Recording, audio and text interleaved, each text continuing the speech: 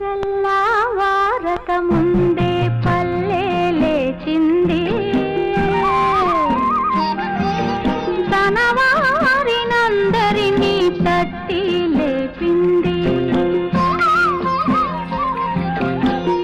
ఆదమరచి నిద్రపోతున్న తల్లి కోడి అదిరిపడి మేల్కొంది, అదే పనిగా కూసింది. తెలుగు దుస్తులేసుకొని సూర్యుడు తూర్పు తలుపు తోచుకొని వచ్చాడు.